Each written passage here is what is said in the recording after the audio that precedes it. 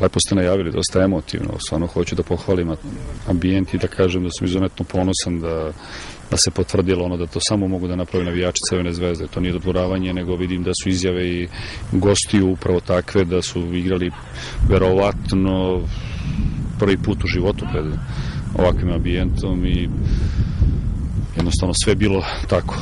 Početak utakmice, sve i kasnije dosta emotivno i mislim da je rezultat treba da bude drugačiji.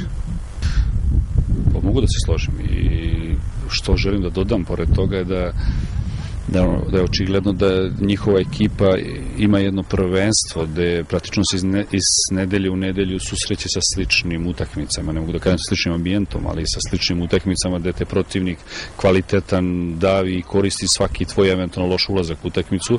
Oni su naučili da izlaze iz toga.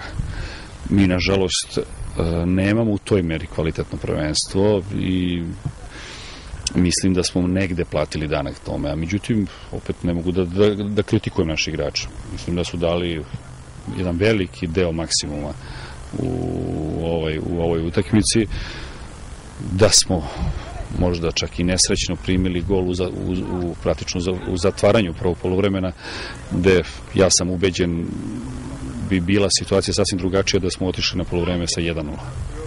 Dobro, ja se nadam da ćemo u revanšu imati jednog sposobnog, pre svega Lijadija, da je prošao taj period priprema i da će biti u pravoj formi za revanš i da će nam to pomoći da postignemo daleko bolji rezultat. Ja lično vidim tu utakmicu u revanšu nešto slično kao ovde. Lično ne mislim da može utakmica da bude 0:0. Ja vidim tu Zvezdu koja će možda i da primi neki gol i da da neki gol. I lično bi ja do sad nisam pogađao rezultate, ali bi voleo recimo da bude 3:2 za Crvenu zvezdu. Jednostavno ne vidim utakmicu i ne vidim Zvezdu koja će da se brani.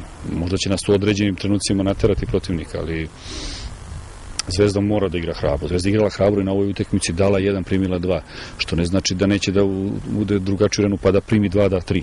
Tako da optimizam mora postoji. Zvezda je pokazala u velikom delu utakmice da može da bude ravnopravan, a u bogami u jednom delu i superiorniji protivnik u odnosu na izuzetno dobru ekipu Rena.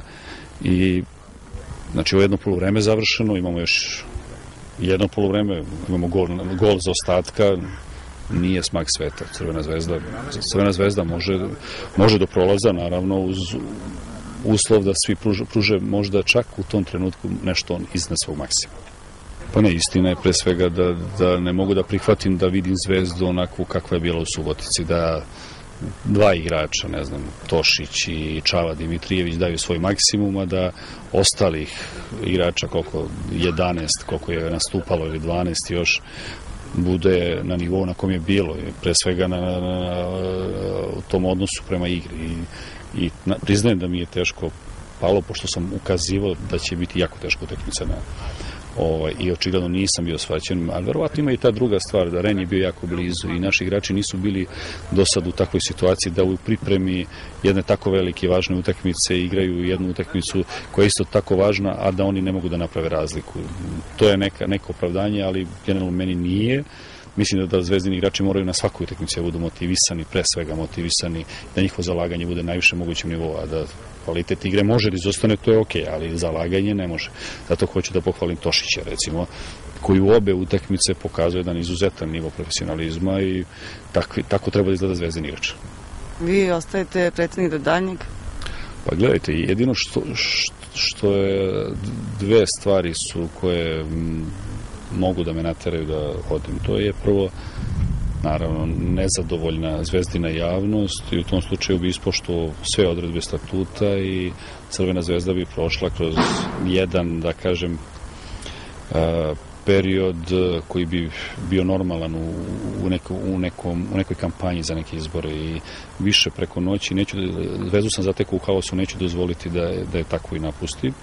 S druge strane, moje nezadovoljstvo i gnev je bilo i na više stvarno te pojave kakve mi imamo i praktično Zvezda ima najslabije suđenje od svih ligaša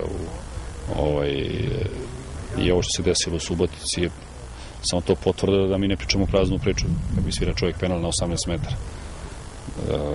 Da ne kažem još detalje, kako se dele nama kartoni. Na istoj utakmici su odbrambeni igrači Spartaka imali recimo 4-5 starta u prvom poluvremenu koji su bili drastičniji nego što je bio Mićkov, gde smatram da je bilo obostrana neoprezna igra i od našeg igrača i od igrača Spartaka dobijemo takav karton. Mislim da je to nešto što ja jednostavno ne mogu da prihvatim, zato što je jednostavno Crvena zvezda daje sve mogućnosti sudijama da sude kako treba, a oni očigledno nas guraju tamo da mi ne želimo. Da probamo i da se ponašamo kako se drugi ponašaju i da Crvena zvezda pokaže neku snagu koju ona može da ima, a koja je u nekim normalnim okolnostima ne treba. Slažem se, meni Evropa, osim pre svega tih velikih utakmica i želja da naša publika uživa i neke materijalne strane, po sportske strane meni je prvenstvo prioritet. Ne znači da ja sam već odgovorio na pitanje kako očekujem utakmicu revanšu sa Renom, ali meni prvenstvo je prioritet i mislim da Crvena zvezda mora da bude jako skoncentrisana na ono što je očekuje.